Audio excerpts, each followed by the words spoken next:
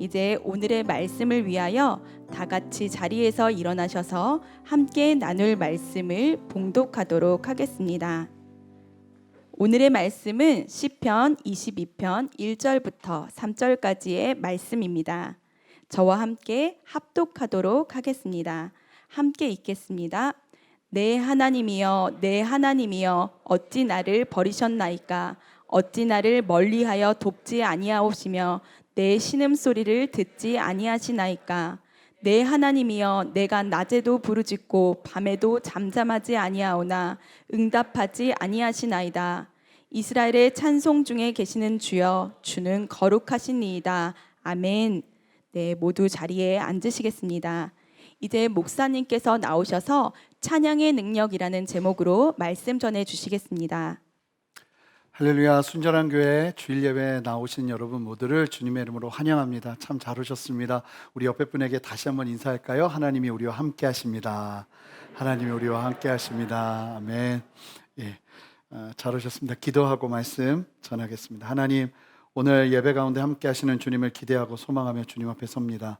우리에게 말씀하여 주시고 우리에게 도전하여 주시고 주님의 마음 함께 누리며 서는 시간 되도록 은혜 베풀어 주시옵소서. 이 시간 우리에게 말씀하시는 주님 안에서 찬양을 회복하기를 원하고 그 찬양의 능력을 함께 누리기를 원합니다. 한 사람도 그냥 돌아가지 않게 하시고 찬양의 능력을 소유하며 찬양의 능력을 경험하며 주님과 함께 온전히 서는 은혜를 허락하여 주시옵소서. 감사드리며 예수 그리스도 이름으로 기도합니다. 아멘. 마이크 조금만 더 키워주시면 감사하겠습니다. 지난주에 우리가 예배 때 드리는 감사에 대해서 나누었고 찬양의 의미를 함께 살펴보았습니다.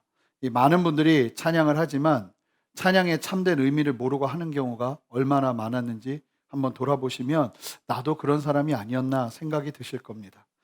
여러분 잘 보시면요, 의미를 알고 하는 일과 의미를 모르고 하는 일은 그 동기와 지속성에 있어서 큰 차이를 보입니다. 그래서 신앙생활을 하면서 왜라는 질문을 정말 많이 하셔야 됩니다. 그리고 그 왜라는 질문 속에서 성경 안에서 배우고 새기는 시간을 가지는 것이 필요합니다. 기도도 왜 기도해야 되는지를 알면 기도하는 자세가 바뀌게 되어 있습니다. 예배도 우리가 계속 나누지만 왜 예배해야 하는지를 알게 되면서 우리의 예배가 더 깊어지고 새로워지는 것이죠. 찬양은 말씀드린 것처럼 하나님의 행하심, 거기에 초점이 맞춰져 있습니다. 그래서 하나님께서 우리에게 하신 그 놀라운 일들을 자랑하고 칭찬해드리는 다양한 방법들입니다. 다음 주에는 찬양이 어떻게 드려지는가, 어떤 방법으로 드려야 되는가, 어떻게 찬양해야 하는가 하는 부분들을 자세하게 살펴볼 텐데 보면 그런 다양한 방법들이 있어요. 철저하게 하나님의 행하심에 초점이 맞춰져 있는 시간이 바로 찬양 시간인 것이죠. 어제 토요일 새벽 예배 때 나눈 말씀인데요, 바울이 데살로니가 교인들을 향해서 중보하면서 기도하면서 축복하면서 그들에게 축복하는 겉면의 메시지가 있는데 거기에서 이 데살로니가 교인들이 믿고 있는 하나님이 어떤 일을 행하셨는가 이거를 설명하는데 참 귀한 고백이 선포돼요. 데살로니가 후서 2장 16절 말씀을 한 목소리로 힘차게 읽어보겠습니다. 함께 읽습니다. 우리 주 예수 그리스도와 우리를 사랑하시고 영원한 위로와 좋은 소망을 은혜로 주신 하나님 우리 아버지께서, 하나님을 소개하는데 뭐라고 말씀하시냐면 주 예수 그리스도와 우리를 사랑하시고 영원한 위로와 좋은 소망을 은혜로 주신 하나님이 바로 너희의 하나님, 우리의 하나님이다 고백하는 거예요.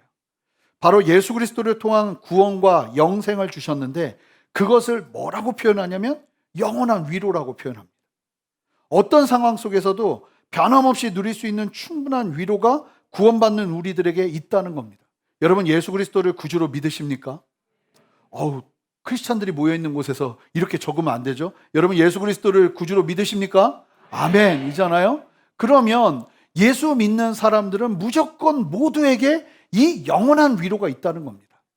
한 번만 쓰고 마는 위로가 아니라 보통 사람들이 위로하면 그때만 이렇게 딱 되고 다음에 또 해야 되잖아요.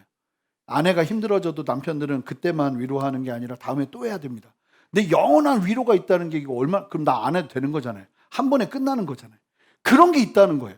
믿는 자들에게 힘들고 어려웠다가도 그것만 생각하면 또 위로가 되고 힘들고 지치다가도 또 그것만 생각하면 위로가 되는 그 영원한 위로가 있다는 거예요. 그게 뭐예요? 바로 예수 그리스도의 구원. 이것이 영원한 위로가 된다는 것이죠. 이 영원한 위로가 있는 이상 우리는 하나님을 자랑할 충분한 이유가 있는 것입니다. 여러분의 삶의 고단함 속에서 하나님을 바라보는 눈이 희미해지셨나요? 영원한 위로를 꺼내보시기 바랍니다. 예수님의 그 놀라운 십자가 구원의 은혜를 기억하시기 바라요. 찬양이 터져나오는 은혜, 위로가 되고 또 위로가 되는 역사가 우리에게 일어날 줄 믿습니다. 오늘 설교 제목이 찬양의 능력인데요. 이렇게 우리가 하나님을 전심으로 찬양할 때 이 찬양을 통해서 우리가 누리는 능력이 있습니다. 여러분, 찬양은요, 능력이 있습니다. 힘이 있습니다. 찬양 자체가 가져다주는 어떤 특별함들이 있습니다. 오늘은 그걸 살펴볼 거예요. 그래서 함께 살펴보면서 그 능력이 나에게도 경험되어지고, 그리고 어쩌면 그 능력이 너무나 필요한 딱 절대 맞는 상황 가운데 있는 분들이 계신다면 그 능력을 소유하면서 돌파해내시는, 참된 은혜 위에 서시는 그 놀라운 역사가 이 시간 우리 모두에게 있었으면 좋겠습니다. 자, 그러면 찬양의 능력을 살펴볼 텐데요. 여러 가지를 살펴볼 겁니다. 여러분, 첫 번째, 우리가 찬양을 하기 시작할 때 온전한 회복이 우리의 삶 가운데 시작됩니다. 여러분, 찬양 가운데 온전한 회복, 그 첫걸음이 시작된다는 사실을 기억하시기 바랍니다. 이사야 43장 21절 말씀 한번 큰 소리로 읽어주시기 바랍니다. 시작.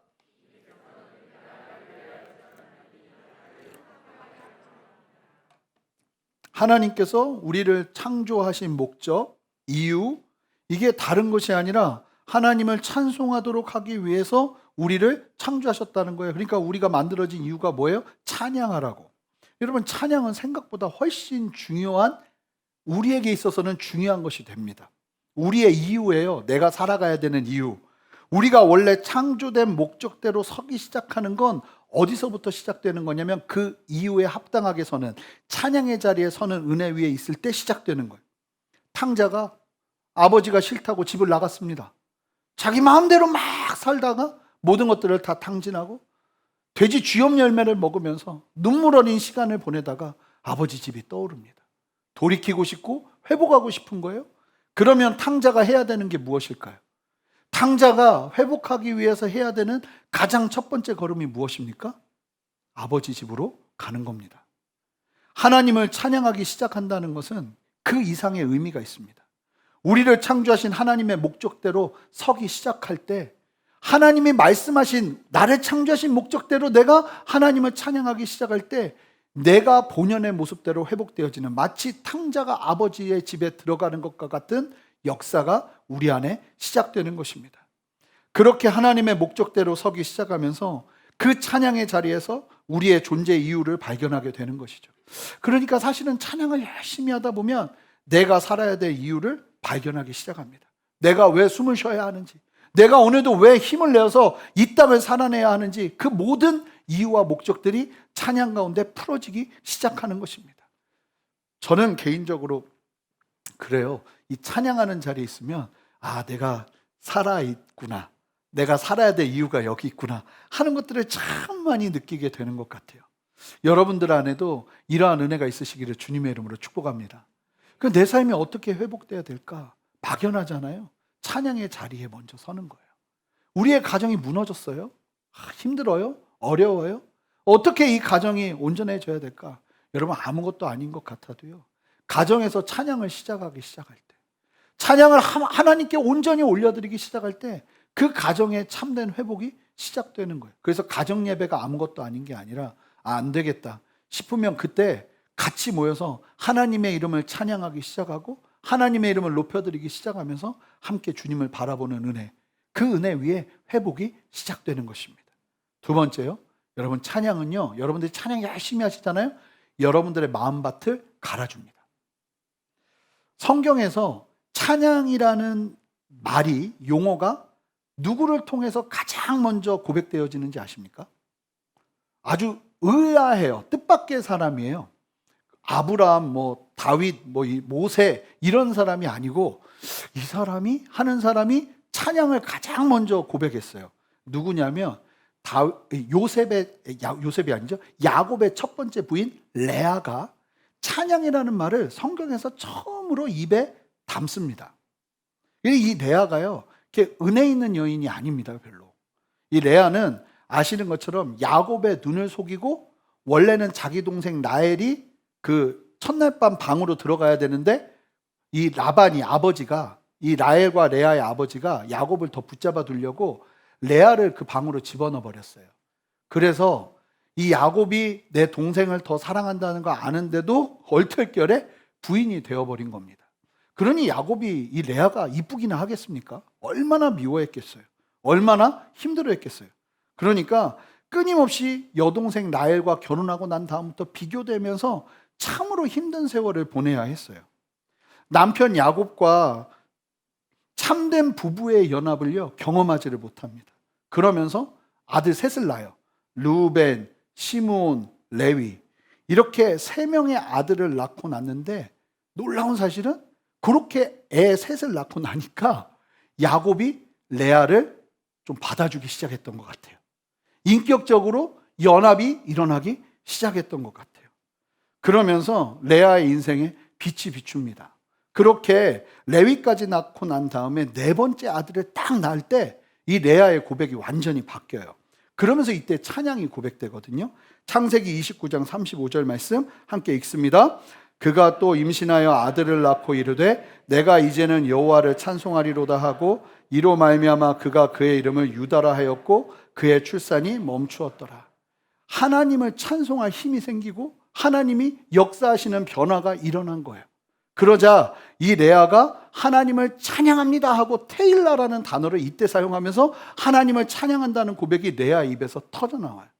그러니까 부부관계가 굉장히 안 좋으신 분은 애 3 이상은 낳아봐야 그 다음에 회복될 가능성이 있다고 해석하면 안 되는 겁니다. 그렇게 해석하면 안 되고, 그럼에도 불구하고 이 레아가 그렇게 힘들고 어려운 시대 속에서, 상황 속에서 하나님이 일하시는 걸 보면서 아들 이름을 유다라 짓는데, 이 유다는 이름 자체가 하나님을 찬양한다는 뜻이 있어요. 아들 이름이 찬양이에요. 그래서 그 다음부터 성경에 유다가 상징적으로 계속 등장합니다.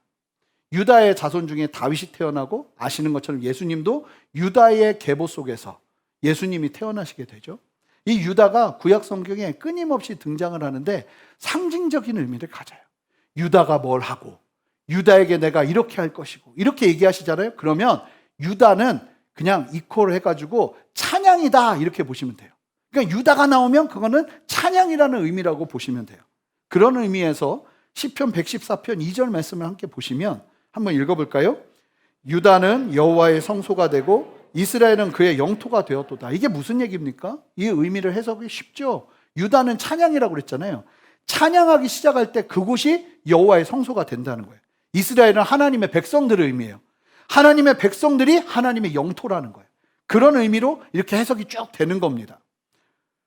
또한 호세아 10장 11절에 보면 아주 재밌는 말씀이 있는데 유다에 대한 또 다른 언급이 나오는데 10장 11절 보시면 뭐라고 말하냐면 맨 마지막 구절에 보면 유다가 밭을 갈고 야곱이 흙덩이를 깨트린다고 이야기해요. 유다가 밭을 간다는 거예요. 이스라엘의 그 힘들고 어렵고 엉망이 된 밭을 유다가 갈게 될 거라고 이야기하고 있어요. 그러면 그 유다가 뭡니까? 찬양이죠. 여러분, 찬양이 우리의 마음밭을 갈기 시작하는 겁니다. 기경이 일어나기 시작하는 겁니다. 여러분, 성도님들께서 한 주간 어떻게 지내셨습니까?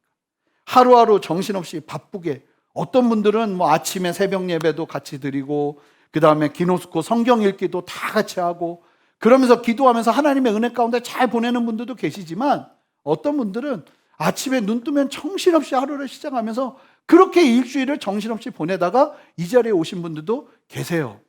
아닌 척하지 마시고 계세요. 네, 계십니다. 그런데요, 그런 상황에서 예배를 드리면 마음이 어떻겠습니까? 이 온갖 잡초들로 가득한 상황은 아닐까요? 막 돌덩이도 앉아있고 막 장애물들도 있고 하나님의 말씀이 내 마음밭에 뿌려져야 되는데 여전히 내 마음은 잡초들로 가득하고, 그 상황에서 뿌려지는 씨가 어떻게 열매를 맺겠어요? 여러분, 그러면 그럴 때 어떻게 여러분들의 그 마음밭이 갈린단 말입니까? 바로 찬양이 있는 거예요. 여러분들이 전심으로 주님을 찬양하기 시작하고 하나님의 이름을 높여드리기 시작하잖아요. 여러분들의 마음밭이 갈리기 시작합니다. 기경되기 시작합니다. 예배를 전체적으로 인도하는 목회자 입장에서도 너무나 분명하게 보는 게 뭐냐면 이 찬양이 너무나 중요한 이유인 것은 다른 게 아니라 제가 이렇게 서보면 알아요. 여기. 찬양이 뜨겁게 드려지고 나서 말씀을 전하려고 이 자리에 서면요. 사실은 제가 필요한 게 아니라 그냥 전 선포만 하면 돼요. 그러면 여기에 성도님들의 마음밭이 이미 갈려져 있기 때문에 그냥 말씀이 쑥쑥 들어가서 그 말씀이 여러분들의 삶 가운데 막 어우러지면서 열매가 나타나기 시작하고 줄기가 나오기 시작하고 막 그런 역사들이 일어나게 되는 거죠. 찬양이 아무 의미 없는 게 아니에요. 제가 농사를 2년 동안 농사를 졌다기보다는 농산일을 좀 해본 적이 있습니다. 옛날에는 제가 있었던 선교단체에서 선교농장이라는 걸 하고 있었는데 그 선교농장이 바로 제가 있던 데 옆에 있었어요. 근데 그 농사를 짓는 데를 보면 저희 그 선교센터에 있는데 바로 앞에 엄씨 아저씨 밭이 있었습니다. 엄청난 이 농사의 천재세요. 이 엄씨 아저씨. 보면요. 한 번 수확하고 나고 그 땅을 가만히 안 둬요. 또 갈아엎어요. 그러고 나서 또 그렇게 한 3번, 4번의 농사를 짓거든요. 그런데 기가 막힌 게 뭐냐면 그 지저분했던 게요. 그 엄씨 아저씨가 오늘 좀 이제 농사 져야겠다 하고 트랙터를 갖고 한 반나절에 싹 갈아엎습니다. 그러면 막 돌덩이가 왜 그렇게 나오는 거예요? 그렇게 갈았는데 한 3, 4개월 있다가 다시 갈면요. 또 돌덩이가 나와요. 꼭 우리 마음 같아요. 우리가 한 번 이렇게 가는데도요. 왜 이렇게 우리 마음에 돌덩이가 많은 거예요? 그러니까 우리가 뭐 해야 되냐면 찬양 가운데서 우리의 마음이 기경되는 역사가 필요한 거예요. 그렇게 한번 싹 갈고 나면요. 그 지저분했던 밭이 깨끗해져요. 그리고 그 위에 씨를 뿌리는 거예요. 그럴 때 열매가 맺혀지는 것이죠. 여러분 우리의 마음이요. 그렇습니다. 한 번 갖고 안 돼요. 매주마다 어떻게 이렇게 돌덩이가 나오는지 몰라요. 근데 우리가 전심으로 하나님을 찬양하기 시작하잖아요. 그때 하나님께서 우리의 마음밭을 기경하세요. 그래서 힘들고 어려운 상황 속에서 많은 분들이 어떤 선택을 하냐면 찬양 때 그냥 마음을 둬요. 오늘은 좀 힘이 안 된다. 왜 이렇게 박수들을 쳐? 난 힘들어 죽겠는데. 막 이런 생각을 한단 말입니다. 그런데 그때 그 생각을 하는 게 아니라 내가 마음과 뜻과 정성을 다해서 이 말씀을 신뢰하고 내가 하나님을 찬양할 때 하나님이 내 마음밭을 기경하신다. 이 믿음을 가지고 전심으로 밭 가는 작업을 하는 거예요. 이 시간에. 밭 가시는 거예요. 자, 옆에 분에게 고백하세요. 밭 깔아야 합니다. 밭 깔아야 합니다. 밭 깔아야. 밭 가셔야 되는 거예요. 막 전심. 그 찬양이 그냥 이루어지는 게 아니라 밭 가는 심정으로 쥐 하면서 가는 거예요. 그러니까 찬양 때 갑자기 이러면 그냥 옆에서 보세요. 밭 가는구나. 이렇게 보시면 돼요. 막 밭 가는 사람들이 있어야 돼요. 오늘 내 마음이 막 오기 전에 막 싸우다가 막 정신없다가 애들한테 화내다 이러고 왔단 말입니다. 어떻게 우리가 하나님 앞에 온전히 서요? 밭 깔아야죠. 밭 가시는 거예요. 쥐 하고 밭 가시는 거예요. 주님 앞에 전심으로 찬양하시는 거예요. 그럴 때 우리의 마음밭이 갈리는 거예요. 이렇게. 그러고 나면 어느새 15분, 20분 만에 예배를 드리고 말씀이 선포되는데 여러분 마음밭이 고와져서 예배 드리기 전까지도 절대 용서하지 말아야지 했던 그 마음들이 사라지는 역사. 그 마음 속에서 많은 부분들이 정리되는 역사가 이미 예배 중간에 일어나야 되는 거예요. 저는 여러분들 안에 유다가 밭을 가는, 찬양이 밭을 가는 역사를 누리시기를 주님의 이름으로 축복합니다. 그래서 여러분 이 정도로 안 돼요. 찬양 때 더 전심으로, 좀 이따가 말씀드릴 텐데 찬양이요 그냥 찬양이 아니에요. 우리가 하는 찬양은 쉬운 게 아니에요. 이 찬양 시간이 많은 의지가 필요하고 많은 결단이 필요한 시간이에요. 그렇게 밭을 갈아내시는 저와 여러분 되시기를 바랍니다. 세 번째로 찬양은요 우리의 삶의 울타리를 지키는 성문이 됩니다. 여러분 지키고 싶은 게 있잖아요. 그러면 찬양을 거기에서 전심으로 하셔야 돼요. 여러분 가정을 지키고 싶으세요? 찬양이 전심으로 일어나야 돼요. 찬양이요 여러분들의 울타리의 성문이 됩니다. 우리 이사야 60장 18절 말씀 한 목소리로 읽어보겠습니다. 다시는 강포한 일이 내 땅에 들리지 않을 것이요 황폐와 파멸이 내 국경 안에 다시 없을 것이며 내가 내 성벽을 구원이라 내 성문을 찬송이라 부를 것이라. 여러분 구원이 우리의 삶의 성벽이라면 여러분 성벽에서 제일 중요한 곳이 어딘지 아세요? 성문이에요. 제일 튼튼하게 지어야 돼요. 그리고 성문 주변도 제일 튼튼하게 지어야 돼요. 여기는 계속 오고 가는 사람들이 있기 때문에 이 성문이 튼튼해야 돼요. 놀라운 사실은 뭐냐면 우리의 인생이 변화되고 거듭나고 난 다음에 우리의 삶의 울타리가 쳐집니다. 구원이라는 울타리가 쳐져요. 예수 그리스도 안에서 구원받은 우리의 삶이 울타리가 쳐져요. 그런데 그 울타리를 오고 가는, 출입하는 가장 튼튼해야 되는 성문이 무엇으로 세워져야 되냐면 찬양으로 세워져야 되는 거예요. 할렐루야. 거듭난 성도들은 이 찬양이 살아있습니다. 하나님을 향한 찬양이 얼마나 놀라운 고백입니까? 하나님을 전심으로 찬양하기 시작할 때 우리의 성벽이 든든해지는 거예요. 삶 가운데 영적 전쟁의 공격 가운데 노출되어 있는 분들 계십니까? 지금 보니까 이게 그때는 몰랐는데 지금 보니까 이거 완전 원수 마귀가 다 회짓고 다닌 거예요. 왜 나도 모르게 막 들어와 있었던 거예요. 왜 나도 모르게 들어와 있을까요? 다른 것이 아니죠. 우리의 성문이 허술해졌기 때문이에요. 그 성문이 무엇입니까? 바로 찬양의 성문인 것입니다. 이 찬양을 든든하게 하기 시작할 때 원수 마귀가 틈타지 않는 역사가 일어나기 시작하는 거예요. 이 찬양이 우리 안에 전심으로 드려지기 시작할 때 우리의 울타리가 든든하게 지켜지는 역사가 일어나는 거예요. 여러분, 찬양을 하나님께 올려드리시기 바랍니다. 네 번째로, 여러분, 찬양은요, 하나님을 만나는 가장 좋은 길이 됩니다. 하나님을 만나는 가장 빠른 길이 됩니다. 오늘 본문 1절을 함께 읽어보겠습니다. 함께 읽겠습니다. 내 하나님이여, 내 하나님이여, 어찌 나를 버리셨나이까? 어찌 나를 멀리하여 돕지 아니하시오며 내 신음소리를 듣지 아니하시나이까? 영적인 침체를 경험하고 있어요, 다윗이. 아주 강력한 영적인 침체감을 경험하고 있죠. 어느 정도냐면 하나님이 나를 버리셨나? 이런 생각까지 하는 거예요. 하나님이 나를 버리셨나? 여러분, 신앙생활 하다 보면요, 많은 생각이 일어나는데 이런 생각까지 하려면 보통 일은 아니에요. 하나님이 날 버리신 게 아닌가? 그만큼 지금 하나님의 응답도 없어요. 하나님을 만나고 싶어도 만나지질 않아요. 내가 신음하는 고통 중에 있어도 하나님은 내 신음을 듣지 않으신 것 같은 영적인 단절을 느끼고 있는 겁니다. 얼마나 힘들었는지 2절에 이렇게 고백해요. 내 하나님이여, 내가 낮에도 부르짖고 밤에도 잠잠하지 않았대. 밤에도 막 소리치면서 나갔대요. 그런데 하나님이 응답하지 않더라는 거예요.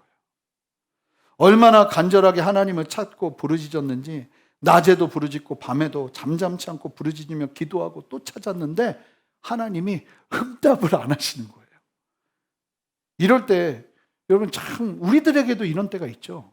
이상하게 기도하는데 하나님이 안 들으시는 것 같고, 아무리 소리를 쳐도 벽에다 대고 소리치는 것 같고, 기도를 해도 마음의 평안함과 그것보다는 마치 거절당한 듯한 느낌을 받을 때가 분명히 있습니다. 신앙생활 하다 보면. 얼마나 감사해요. 우리만 그런 게 아니라 이 놀라운 하나님의 사람 다윗도 그런다니까 괜히 위로가 되는 것 같아요. 그러니까 영적인 리더는 너무 뛰어나도 안 좋고 허술한 점이 있어야 성도님들에게 큰 은혜가 된다는 생각을 다시 한번 해보았습니다. 하나님께 감사하면서 Praise the Lord 하면서 나갔습니다. 예. 이럴 때가 있어요. 아무리 기도해도 아무리 간구해도 하나님 앞에 나아가도 하나님이 나를 응답해 주지 않으시는 것 같은 거예요. 여러분, 이럴 때 여러분 어떻게 이 영적인 단절, 어떻게 보면 영적인 침체를 어떻게 극복하시겠습니까? 극복하는 법이 있어요. 신앙에도요, 노하우라는 게 있습니다. 신앙에 성경이 말하는 어떤 길이라는 게 있어요. 이 노하우를 알면요, 굉장히 쉽게 문제를 해결해요. 근데 노하우를 잘 모르잖아요? 그러면 어떤 일이 일어나냐면 가지 않아도 될 길을 계속 가다가 발견해요. 고생을 좀 더 하는 거죠. 힘들지 않아도 될 일을 힘들게 힘을 쏟게 돼 있어요. 그래서 군대에 입대해 보신 분들은 아시지만 병장 되면 노하우가 있으니까 신병들처럼 그렇게 하지 않아도 더 일을 잘해요. 노하우가 있기 때문이에요. 여러분, 우리 안에도 이럴 때 어떻게 해야 되는지에 대한 신앙의 노하우가 딱 새겨지는 게 필요해요. 영적인 침체기에서 영적인 단절감이 느껴질 때 여러분, 그때 우리는 3절 말씀을 기억해야 됩니다. 3절 함께 읽습니다. 이스라엘의 찬송 중에 계시는 주여, 주는 거룩하시니. 다윗이 봤더니 어디에도 안 계시던 하나님이 딱 보니까 여기 계시네 하는데 거기가 어디예요? 이스라엘이 함께 모여 찬양하고 있는데 거기에서 하나님이 함께하고 계시는 거예요. 하나님이 어디 계시는가? 하나님은 왜 나의 기도에 응답하지 않으시는가 하는 답답함이 어디서 풀어지냐면 하나님을 찬양하는 자리에서 풀어지기 시작하는 거예요. 하나님을 전심으로 찬양하자 그곳에 하나님이 임하시는 거예요. 더 놀라운 사실은 찬송 중에 계신다고 할 때 이 계신다는 단어가 그냥 단순하게 계신다는 의미보다 왕이 좌정하여 자리를 잡는 의미예요. 하나님이 이스라엘의 왕으로 좌정하여서 자리 잡으시는데 어디에 계시는가 봤더니 찬양하는 그 자리에. 그래서 그 다음부터 다윗이 찬양에 목숨을 걸어요. 다윗은요, 왕 재위 시절 내내 예루살렘에다가 법궤를 놓고 천막 하나만 놓고 찬송에 익숙한 사람들을 끊임없이 세우면서 24시간 반차를 돌려서 찬양을 멈추지 않게 합니다. 끊임없이 이스라엘 백성들로 하여금 하나님을 찬양하게 하는 거예요. 그러면서 이스라엘이 가장 강력한 부귀와 영화와 영광을 누리게 됩니다. 다른 데 있는 것이 아니죠. 다윗이 보니까 하나님을 만나는 가장 빠른 길은 다른 데 있는 것이 아니라 하나님을 찬양하기 시작하니까 거기에 하나님이 계시더라는 거예요. 여러분, 그러니까 이게 노하우예요. 기도에도 응답이 되지 않아요. 간구에도 응답되지 않아요. 하나님이 나를 멀리 하시는 것 같아요. 그때 여러분들은 뭐 하셔야 되는 거예요? 찬양하시기 바랍니다. 하나님의 이름을 높여드리시기 바라요. 그렇게 하나님을 찬양하기 시작하면 어느새 내 안에 거하시는 하나님의 역사를 보게 될 것입니다. 제가 좋아하는 이제 유명한 예배 인도자 분들이 몇 분 계신데 그 중에 바피츠라는 분이 계세요. 이분이 한국에 왔을 때 그 제가 대학교 1학년 때인가 집회를 내한 오셔가지고 그 횃불회관에서 지금 오늘리 교회 양재성전이 있는 거기서 집회를 했었는데 찬양 집회를 했었는데 제가 너무 그때 감동이 되었던 게 뭐냐면 찬양하다가 이게 막 절정인 거예요. 예배가 막 너무 깊은 하나님의 임재 가운데 들어가는데 그 수천 명의 회중들이 하나님 앞에 그냥 자의적으로 막 박수를 치기 시작했어요. 하나님께 영광 돌려드리면서 박수를 치기 시작하는데 15분, 20분 동안 계속 이어졌어요. 박수 소리만. 아끼고 뭐가 없어요. 그냥 예배가 끝나야 되는데 안 끝나고 계속 이 박수라는 게 저는 흐름이 있다는 걸 그때 처음 알았어요. 작아질라 하면 다시 커지고 작아질라 하면 다시 커지는데 다시 커질 때 이전보다 더 커져요. 그러면서 막 전심으로 예배하는데 그게 너무 감동이 돼서 그래가지고 이제 제가 유학을 갔을 때 바피츠가 온다고 하면 그 집회는 다 찾아다녔어요. 다 찾아다녔어요. 그런데 보면 이제 미국 찬양 인도자들이 찬양 인도를 하면 잘해요. 잘하는데 약간 우리 정서랑은 좀 안 맞는 감이 있어요. 그런데 이 바피츠 이분은요, 찬양 인도하면 그렇게 한국 사람이 찬양 인도하는 것 같아요. 그래서 내가 은혜가 되고 위로가 되고 막 너무 좋은 거예요. 그래서 찾아가가지고 막 같이 사진도 찍고 그랬어요. 그래서 같이 찍었던 사진도 찾아놨는데 이걸 보여드릴까 하다가 이건 또 너무 그건 아닌 것 같아서 또 누구 자랑하는 것도 아니고 예수님만 자랑해야지. 천지용 목사님하고 같이 찍은 게 있더라고요. 그래가지고 없앴어요. 다 집어넣어놨어요. 그리고 바피츠가 찬양 인도할 때 되게 미국에서 집회에 갔을 때 굉장히 은혜 받았던 게 뭐냐면 이분이 성적인 스캔들로 굉장히 쓰러진 적이 있어요. 그러고 난 다음에 찬양 인도를 하는데 부인이 같이 올라와요. 그래서 바피츠가 이렇게 막 찬양 인도하면 부인이 마이크도 잡지 않고 그냥 같이 올라와서 남편이 찬양 인도하고 있으면 이렇게 손을 딱 얹고 뒤에서 막 이렇게 막 같이 찬양을 해요. 처음 봤어요. 찬양 인도자하고 부인이 같이 나와서 찬양 인도하는 거. 근데 예배가 너무 좋은 거예요. 근데 이분이요 했던 간증이 전 지금도 잊혀지지가 않는데 1981년에 아내 케이시와 갓난아이와 막 걷기 시작한 자녀 그러니까 둘을 데리고 캘리포니아에서 사역하던 예배 사역을 내려놓고 YWAM 예수전도단 열방대학이 막 시작될 무렵에 부르심을 받고 하와이 코나로 이주를 했다고 그래요. 부르심 받고 이제 뭐 다 정리하고 하와이 코나로 온 거죠. 근데 막상 와 보니까 그 선교단체가 저도 있었지만 좀 그런 게 있어요. 이게 굉장히 허술하고 좀 일도 체계적이지 않고 그러다 보니 딱 도착했는데 나에게 약속한 사역을 하는 게 아니라 이상한 사역들을 계속 시키는 거예요. 마음이 많이 어려웠는데 더 힘든 게 숙소였대요. 숙소가 준비가 되지 않았는데 사람들을 콜링한 거예요.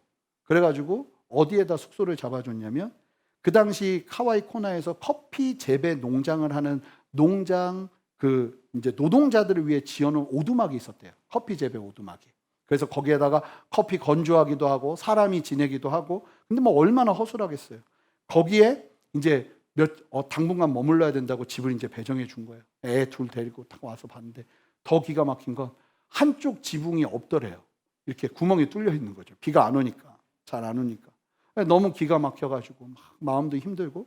근데 그 책을 보면 그분이 그런 고백을 하는데 이 줄의 마지막 끝을 잡고 있는 기분이었대요. 내가 잘한 게 맞나? 별의별 생각이 다 드는데, 근데 갑자기 마침 지역교회에서 특순을 요청을 한 거예요. 그래서 특순을 준비하려고, 특순 준비해야 되니까 이 기타를 잡고 이제 밤에 이제 찬양을 하기 시작하고 준비하기 시작한 거죠. 근데 이 찬양 인도자들이나 예배 사역자들이 대부분 그렇지만, 그렇게 투덜거리다가 기타 잡아도 이 기타 잡고 예배하기 시작하면 또 이게 은혜 가운데 들어가요. 그 밤에 이제 하와이 코나의 밤하늘을 보면서 이제 예배를 탁 드리면서 하나님 앞에 서는데 뭔가를 경험하기 시작하는 거예요. 하나님이 이 밭빛을 위로하기 시작한 거예요.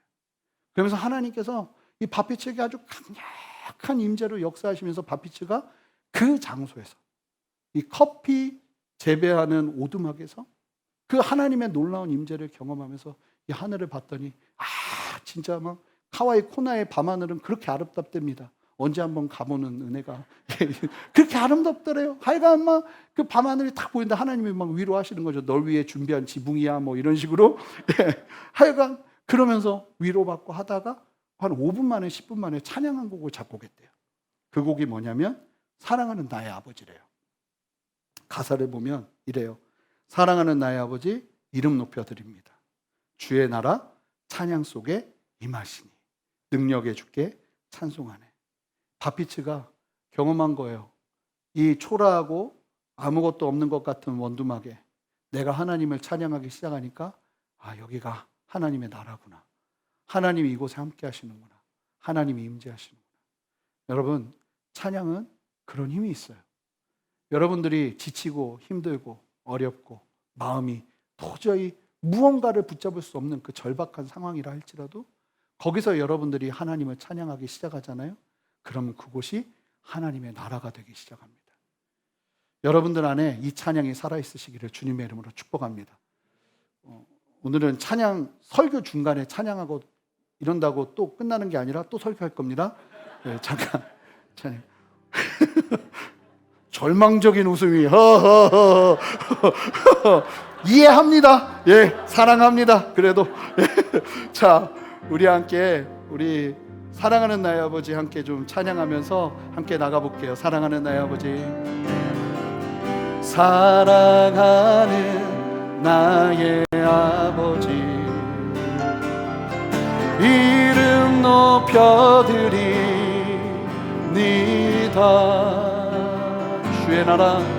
주의 나라 찬양 속에 임하시니 능력에 주께 찬송하네. 사랑하는 나의 아버지, 다시 한번 고백합니다. 사랑하는 나의 아버지, 이름 높여드립니다. 주의 나라 찬양 속에 임하시니 능력에 주께 찬송하네. 전능하신 하나님 찬양, 언제나 동일하신 주, 전능하신 하나님 찬양, 영원히 다스리네. 다시 한번 고백합니다. 사랑하는 나의 아버지, 사랑하는 나의 아버지, 이름 높여드립니다. 주의 나라 찬양 속에, 주의 나라 찬양 속에 임하시니 능력의 주께 찬송하네. 전능하신 하나님 찬양, 언제나 동일하신 주, 전능하신 하나님 찬양, 영원 듭시다. 나 주의 이름 높이리 선포합니다. 할렐루야. 나 주의 이름 높이리. 나 주의 이름, 나 주의 이름 높이리. 하늘 높이, 하늘 높이 올리 깃발처럼 주의 이름 높이리. 전능하신 하나님 찬양 언제나 동일하신 주 전능하신 하나님 찬양 영원히 다스리네.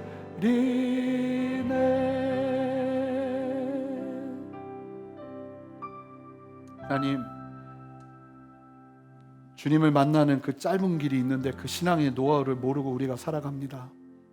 이제 말씀 앞에서 깨닫고 하나님이 느껴지지 않고 하나님 내 마음이 답답하고 내 마음이 힘들고 어려울 때 하나님 나의 찬양 중에 좌정하시는 왕 되신 주님을 만나는 그 노하우의 열매를 우리가 모두가 누리기를 원합니다. 주여 함께하여 주시옵소서. 예수님 이름으로 기도합니다. 아멘.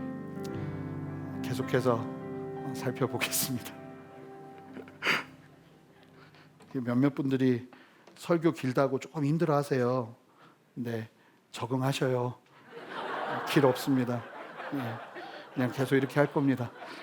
자, 다섯 번째, 찬양을 통해 많은 사람들이 하나님을 의지하게 됩니다. 여러분, 시편 40편 3절 말씀 한 목소리로 읽어볼까요? 새 노래 곧 우리 하나님께 올릴 찬송을 내 입에 두셨으니 많은 사람이 보고 두려워하여 여호와를 의지하리로다. 여러분, 예배 중에 특순이 힘이 되는 이유가 이런 거 들으면서 노래를 얼마나 잘하냐 이런 거 듣는 게 아니라 그 찬양을 들으면서 내가 힘을 얻는 거예요. 그리고요, 이렇게 한 자리에 모여 찬양할 때 어떤 은혜가 있냐면 다른 사람들이 찬양하는 걸 보면서 그 고백을 통해서 나도 힘을 얻는 거예요. 이 찬양이 그런 어떤 효과가 있습니다. 능력이 있습니다. 그래서 우리가 전심으로 찬양할 때요, 사람들이 하나님을 두려워하기 시작하고 하나님을 의지하기 시작하는 역사가 일어나는 거예요. 그래서 이 자리에 함께 모여서 이렇게 같이 예배하다 보면 누군가는 의지할 힘도 없던 사람이 하나님을 막 의지하게 돼요. 그 찬양하는 모습을 보면서. 그래서 이게 단순하게 하나님을 자랑하고 하나님을 즐거워하는 게 얼마나 큰 힘이 되는지, 단순한 게 아닌 거예요. 단순한 것처럼 보이지만 여러분, 이런 은혜가 우리 예배 가운데 충만하길 바랍니다. 여섯 번째, 찬양하는 인생은 영원히 수치를 당하지 않습니다. 요엘서 2장 26절 말씀 여러분의 목소리로 힘차게 읽어주세요. 읽겠습니다.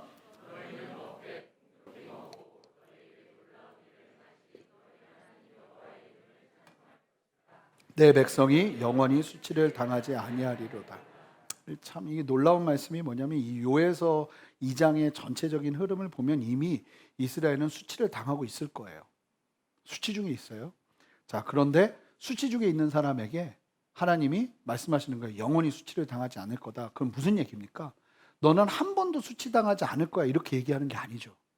수치를 당한다 할지라도 거기에서 건지심을 경험하게 될 거라는 의미예요. 여러분, 우리가 하나님을 전심으로 찬양하잖아요. 그럼 하나님은 우리를 수치에서 건지십니다. 여러분, 하나님을 전심으로 바라고, 그러니까 다윗이 그 사실을 알기 때문에 엄청 힘들고 어렵고 괴로운 상황 속에서도 하나님을 찬양할 입술을 포기를 하진 않는 거예요. 알거든요. 그렇게 찬양하기 시작할 때 하나님께서 수치를 건지실 거라는 거예요. 지난번에도 나눴지만 마게도냐 빌립보에서 로마법으로 매를 맞는 수치를 당하고 감옥에 갇히는 수치를 당하는 바울과 실라였지만 우리 사도행전 16장에 나오는 대로 그들이 그럼에도 불구하고 하나님을 찬양하기 시작하자 땅이 울리고 옥문이 열리는 것 아닙니까? 이러한 수치를 건지시는 하나님의 역사를 찬양 가운데 경험하시는 저와 여러분 되시기를 주님의 이름으로 축복합니다. 수치 가운데 계시고 너무나 억울한 상황 가운데 계시고 너무나 모멸감을 느끼는 상황 가운데 있을 때 우리 성도들은 예배의 자리에서 찬양을 드높여야 합니다. 그러기 시작할 때 하나님이요, 우리를 수치에서 건지십니다. 마지막으로 찬양은요, 마음을 치료하고 평안을 줍니다. 참 놀라운 일인데요, 사무엘상 16장 23절 보시면 함께 읽어보겠습니다. 하나님께서 부리시는 악령이 사울에게 이를 때 다윗이 수금을 들고 와서 사울 손으로 탄즉 사울이 상쾌하여 낫고 악령이 그에게서 떠났더라. 이 다윗이 수금이 특별한 것이 아니라 다윗이 하나님을 찬양하던 예배하던 그 연주를 하기 시작하자 악령이 사울에게 있었던 귀신 들림이 떠나가는 역사가 일어나죠. 여러분, 하나님을 찬양하는 곳에 빛이 비춥니다. 그러면 어둠은 어떻게 됩니까? 떠나가게 돼 있죠.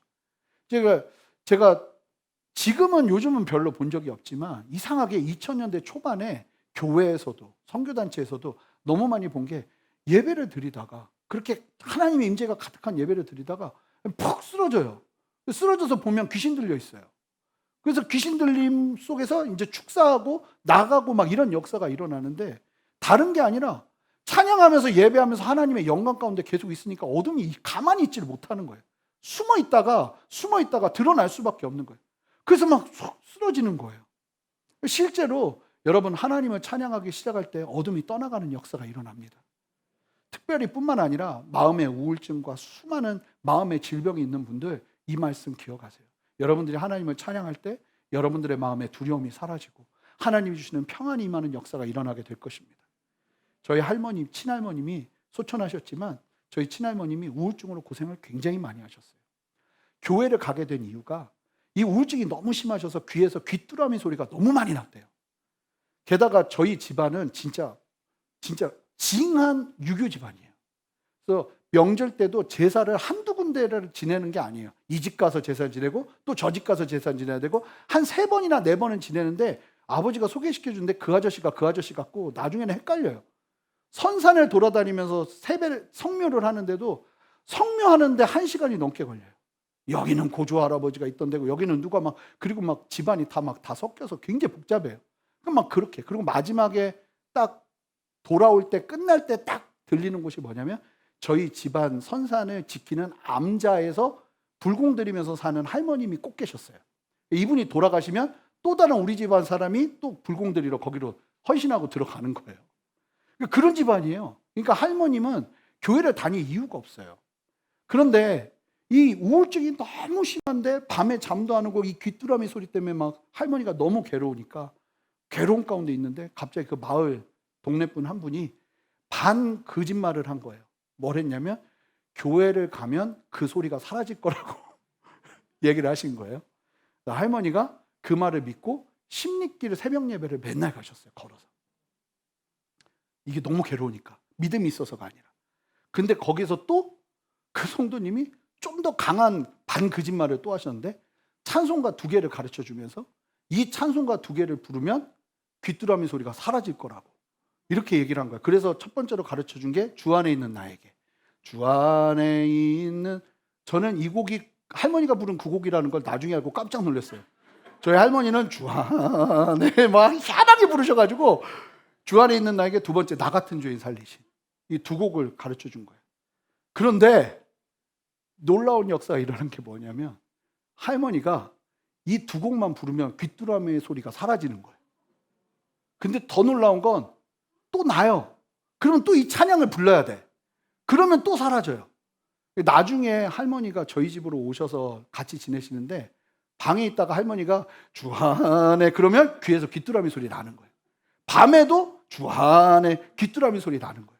그런데 할머니가 항상 저한테 하셨던 얘기가 태재야 신기하다 신기해.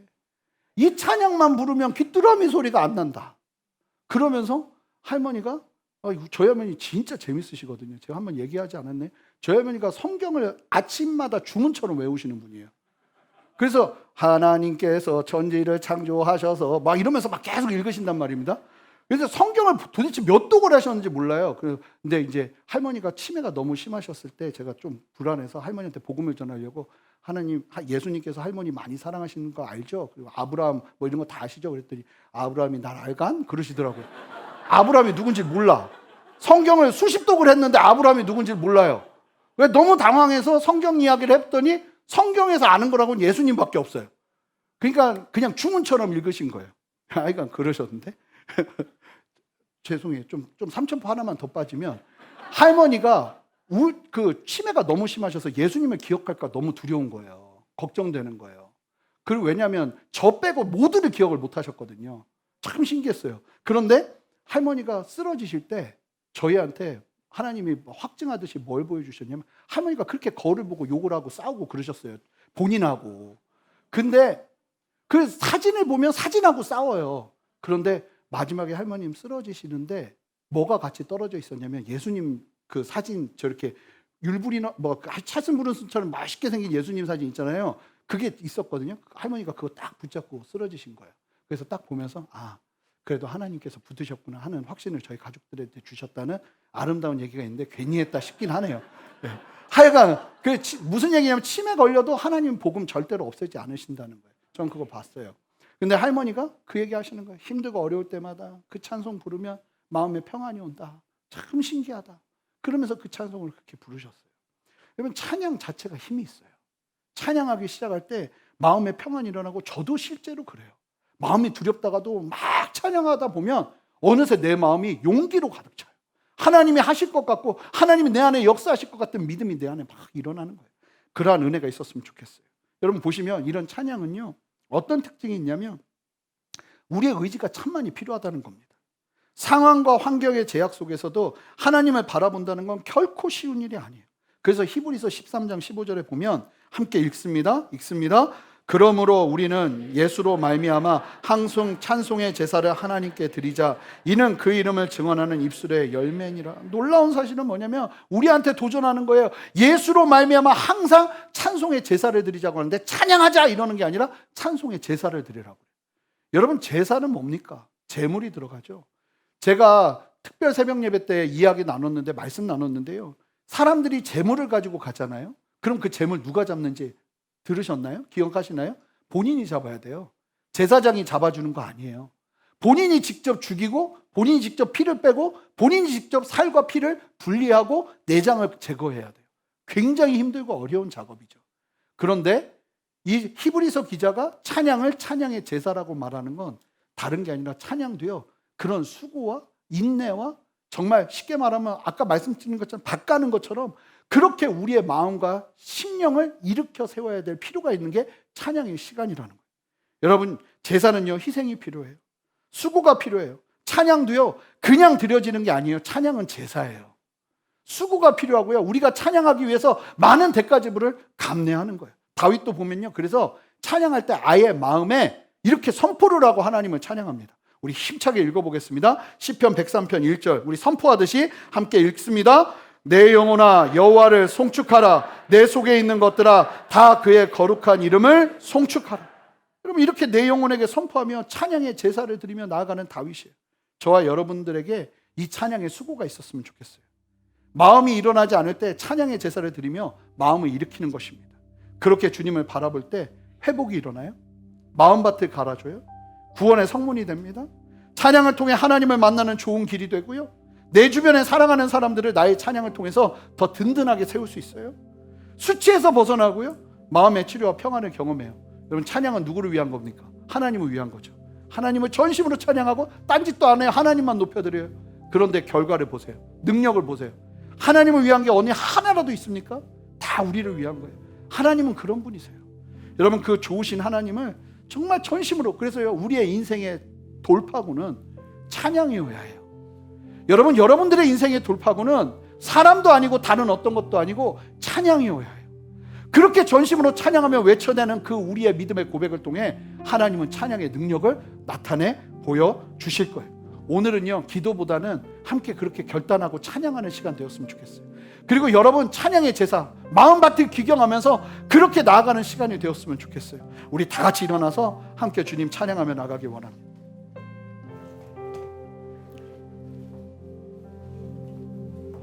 우리 모든 상황 속에서 찬양할 텐데요, 우리 가사대로 내 영혼이 결정하고 확정하고 주님을 예배하며 나가겠습니다. 주님 함께하여 주시옵소서. 그 마음 가지고 우리 함께 고백하며 나가겠습니다. 모든 상황 속에서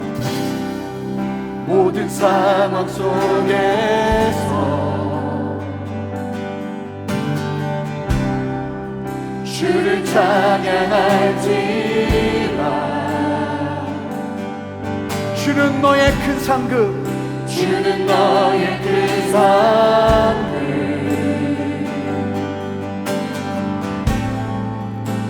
큰 도움이시라. 주의 얼굴 구할 때, 주의 얼굴 구할 주님의 그 놀라운 성령을 부으사 주의 영을 부으사 크신 사랑 안에서, 크신 사랑 안에서 주를 보게 하소서. 주의 능력을 보게 하시옵소서. 우리 함께 전심으로 선포합니다. 내 영혼이 확정되고 확정되어 아멘 아멘. 믿음의 눈으로 주를 바라봅니다. 내 영혼이 확정되고 확정되어 싸우니 믿음의 눈으로 주를 바라봅니다. 우리 다시 한번 선포합시다. 모든 상황 속에서, 모든 상황 속에서 주를 찬양할지라. 주는 너의 큰 상급, 큰 도움이시라. 큰 도움이시라. 주의 얼굴 구할 때, 주의 얼굴 구할 때 주의 영을 부으사 주의 영을 부으사 크신 사랑 안에서, 크신 사랑 안에서 우리 두 손을 들고 전심으로 찬양합시다. 주를 보게 하소서.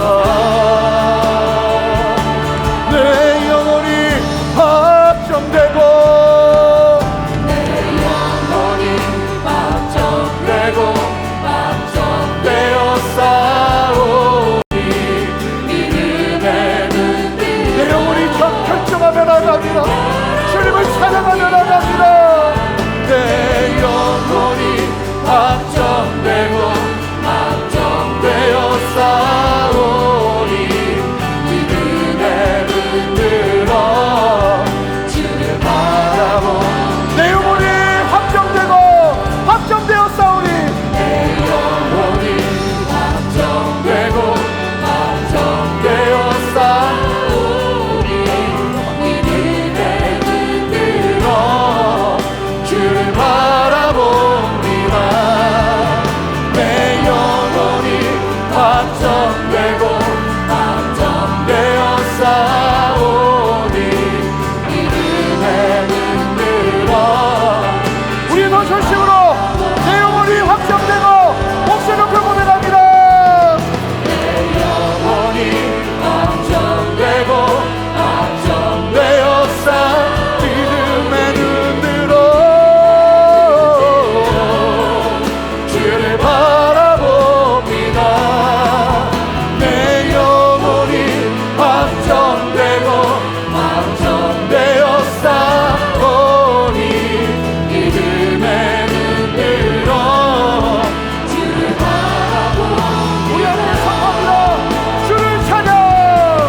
주를 찬양, 손을 들고 찬양.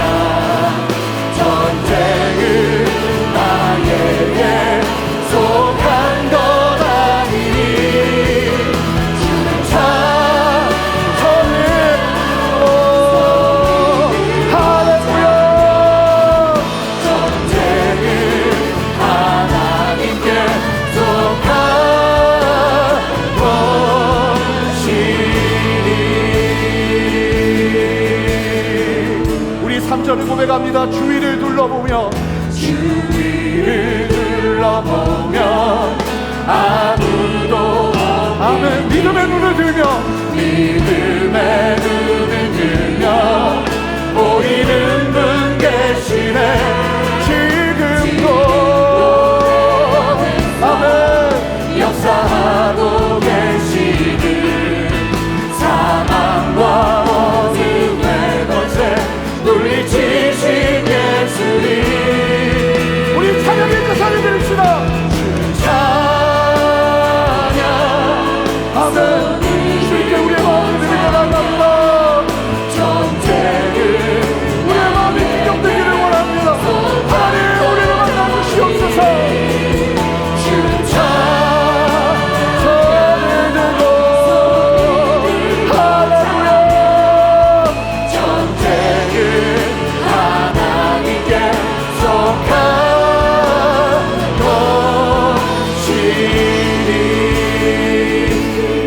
두 손을 들고 내 영혼에게 선포합시다.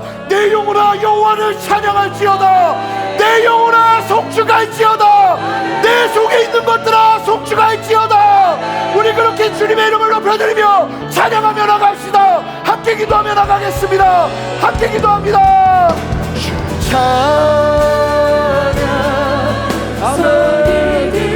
우리의 찬양이 역사하시는 주님을 찬양합니다. 하나님의 찬양이 임재하옵소서. 아버지 하나님 찬양을 온전하게 드리기를 원합니다. 아버지 하나님 주님을 찬양하기 우리 안에 온전하게 이루어지기를 원합니다. 아버지 하나님 영원히 변하지 않는 아버지 하나님 향한 참된 찬양이 우리 안에 일어나기를 원하오니 성령의 역사하시고 말씀하여 주시옵소서. 두려워하지 않게 하옵소서. 아버지 주의 안에 있게 하옵소서. 아버지만을 바라보며 주님 앞에 설 수 있도록 주여 역사하여 주시옵소서. 할렐루야. 주님 말씀하시는 주님을 찬양합니다. 이끄시는 주님을 찬양합니다. 아멘. 주님 역사하시고 말씀하여 주셔서 찬양이 나오게 하시고 찬양이 일어나게 하시고 아버지를 향한 믿음의 고백이 일어나게 하시고 주님만을 바라보며 말씀을 일어나며 찬양의 고백이 일어나게 하시고 주여 역사하여 주시옵소서. 아멘.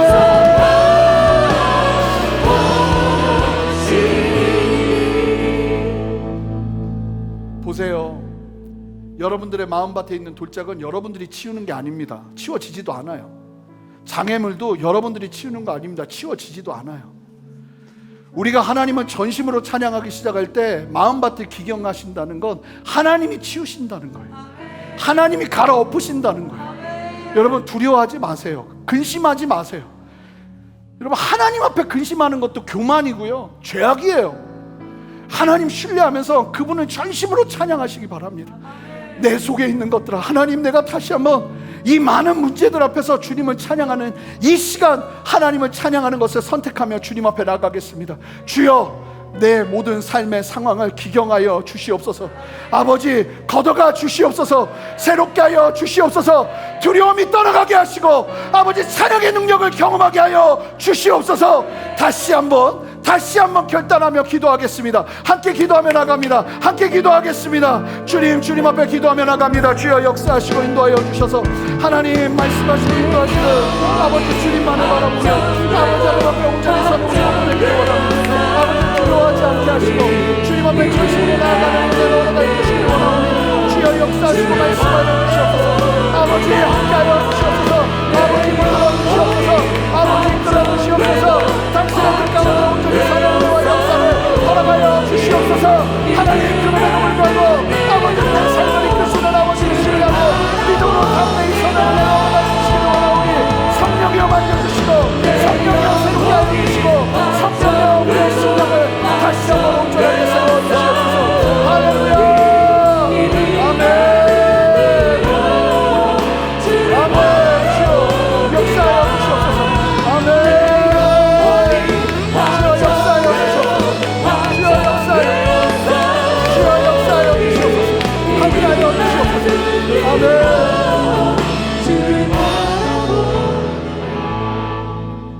마지막으로 기도할 텐데 좀 다른 기도지만 우리가 좀 나라를 위해서 기도해야 될 필요가 있는 것 같아서 오늘 대표기도 때도 선포된 내용이지만 지금 차별금지법이 통과되려고 하는데 이게요 정치적인 어떤 노선이냐의 문제가 아니라 이 차별금지법이 통과되면 성정체성 교과서부터 바뀝니다. 남자와 여자가 아니라 거기서 플러스 되기 시작해요.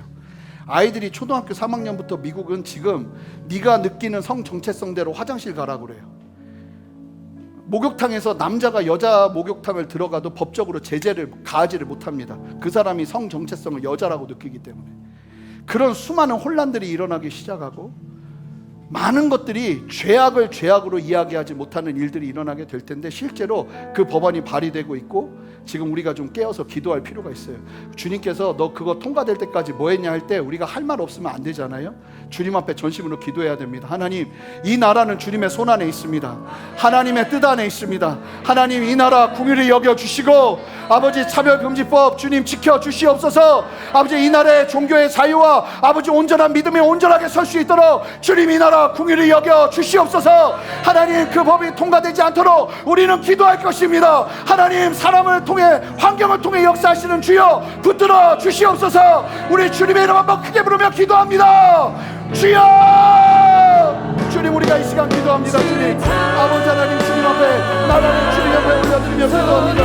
주님 역사하시고 인도하시고 함께하여 주셔서 아버지는 참여의 법이 많이 되어 아버지 통과된 위기가 있는데 아버지 이 나라의 참여의 의지하게 하도록 아버지 지키시고 구하시는 아버지의 능력의 역사를 보게 하여 주시옵소서. 주님 역사하시고 함께하시고 주님을 찬양합니다. 말씀하시고 말씀이시는 주님을 찬양합니다. 주여 이끄셔서 이 나라 국민이 여겨주시고 아버지 뜻가운데 오전이 세우시는 주님의 그 놀라운 뜻을 보게 하여 주시옵소서. 그렇게 새 일을 행하시는 주님을 찬양합니다. 자, 우리 찬양합시다. 손을 들고